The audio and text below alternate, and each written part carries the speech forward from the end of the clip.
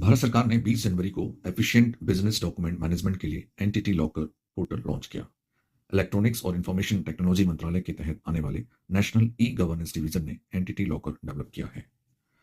Entity locker एक सुरक्षित cloud based solution है जो किसी बिजनेस, स्टार्टअप, ट्रस्ट और ऑर्गेनाइजेशन के लिए तमाम दस्तावेजों के स्टोरेज, शेयरिंग और वेरिफिकेशन को आसान बनाता है।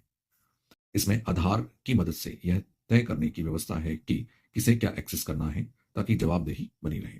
इसमें दस्तावेजों को सुरक्षित रखने के लिए 10 जीबी तक सुरक्षित क्लाउड स्टोरेज की व्यवस्था है। इसमें दस्तावेजों को प्रमाणित करने के लिए कानूनी रूप से मान्य डिजिटल सिग्नेचर की भी व्यवस्था है।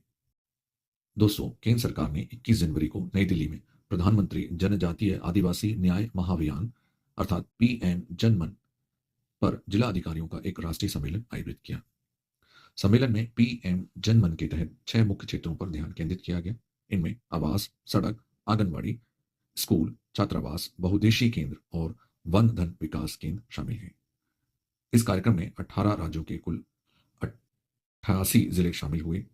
15 नवंबर 2023 को प्रधानमंत्री नरेंद्र मोदी ने जनजाति गौरव दिवस के अवसर पर झारखंड में पीएम जनमन की शुरुआत की थी। दोस्तों, 21 जनवरी को सुप्रीम कोर्ट ने लंबित आपराधिक मामलों को निपटाने के लिए उच्च न्यायालय में अस्थायी न्यायाधीशों की नियुक्ति करने का सुझाव दिया।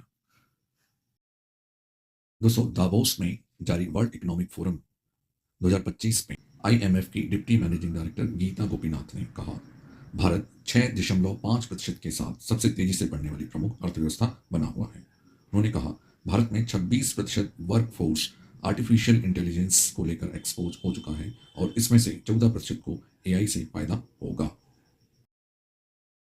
दोस्तों, अमेरिकी प्रेसिडेंशियल इलेक्शन जीतने के बाद डोनाल्ड ट्रंप 20 जनवरी 2025 को अमेरिका के 47वें राष्ट्रपति के रूप में शपथ ली। ट्रंप ने अपने एडमिनिस्ट्रेशन में 6 भारतीय मूल के व्यक्तियों को शामिल किया है। डिपार्टमेंट ऑफ गवर्नमेंट एफिशिएंसी यानी डोजे का हेड विवेक रामास्वामी को बनाया है, जो भारतीय मूल के अमेरिकी उद्योगपति, लेखक और पॉलिटिशियन है। काश पटेल को एफबीआई यानी फेडरल ब्यूरो ऑफ इन्वेस्टिगेशन का अगला डायरेक्टर बनाया गया है। 44 साल के काश पेशे से एक वकील हैं।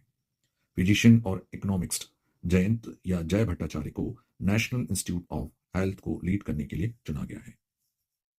ऊषा वांस अमेरिका की वाइस प्रेसिडेंट जेडी वांस की पत्नी हैं, यानी वो second lady of United state बन चुकी हैं।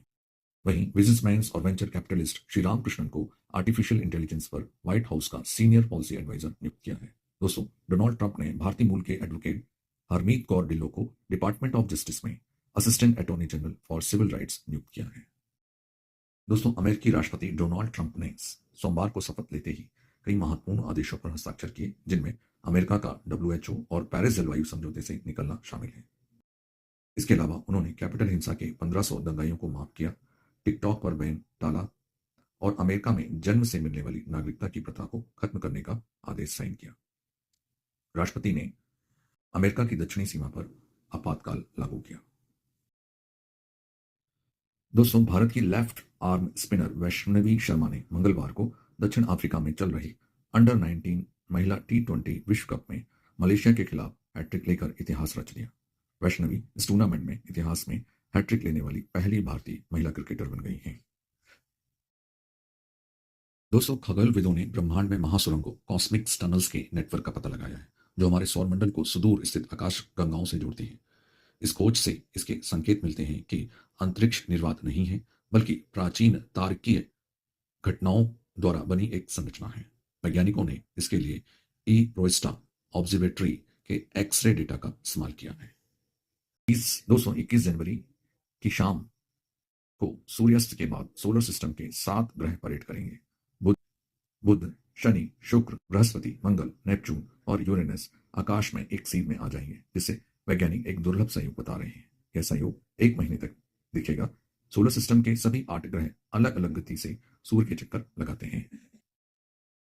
दोस्तों, सोलर सिस्टम के 7 ग्रह एक सीध में आएंगे, जिन्हें देखने के लिए शहर की रोशनी से दूर किसी खुले या पहाड़ी इलाके पर जा सकते हैं। मौसम साफ रहे तो नेपच्यून और यूरेनस को छोड़कर अधिकांश ग्रह नग्न आंखों से दिख सकेंगे। दोस्तों, इस साल गणतंत्र दिवस में पहली बार प्रलय मिसाइल को भी परेड में शामिल किया जाएगा, जिसे DRDO ने बनाया है और यह सतह से सतह पर मार करने वाली मिसाइल है। इसकी मारक क्षमता 150 से 500 किलोमीटर और पेलोड क्षमता 500 से 1000 किलोग्राम तक है। लॉन्च के बाद इसकी दिशा में को हवा में भी बदला जा सकता है। दोस्तों, मध्य प्रदेश के हाईकोर्ट के पूर्व न्यायाधीश रोहित आर्य को प्रदेश की वन नेशन वन इलेक्शन समिति के लिए बीजेपी का संयोजक नियुक्त किया गया। उल्लेखनीय है कि केंद्र सरकार द्वारा संसद के शीतकालीन सत्र में पूर्व राष्ट्रपति रामनाथ कोविंद की अध्यक्षता वाली समिति की सिफारिश के आधार पर one nation one election bill लाया गया था।